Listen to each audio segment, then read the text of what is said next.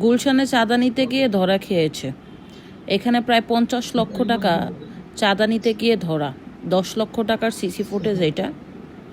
তো এরা হচ্ছে বৈষম্য বিরোধী ছাত্র আন্দোলনের আপনার ঢাকা মহানগর শাখার আহ্বায়ক ইব্রাহিম হোসেন আর দুইজন হচ্ছে সদস্য। ঘটনাটি গুলশানে ঘটেছে। 83 নম্বর রোডের বাসায় চাঁদাবাজি করতে গিয়ে হাতে নাতে 5 জন ধরা পড়ে।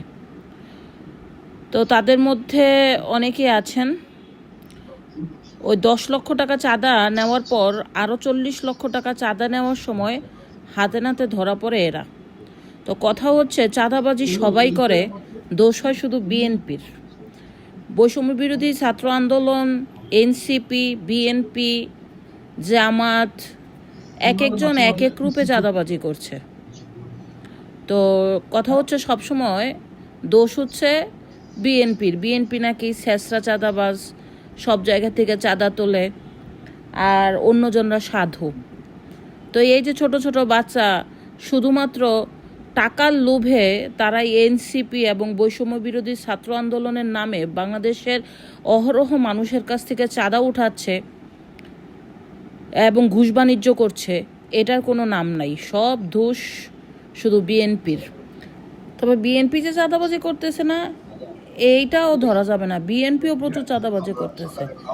তো ক্ষমতার পালাবদল হয়েছে, কিন্তু আমাদের দেশের রাজনীতিবিদদের স্বভাব পরিবর্তন হয়নি। এখন আগে ওই যে আজকে বিএনপি মির্জা ফখরুল সাহেব বলছে আগে চাঁদাবাজি হতো 1 লাখ টাকা, এখন ঘুষ বাণিজ্য 5 লাখ টাকা। তো এই হয়েছে বর্তমান অবস্থা।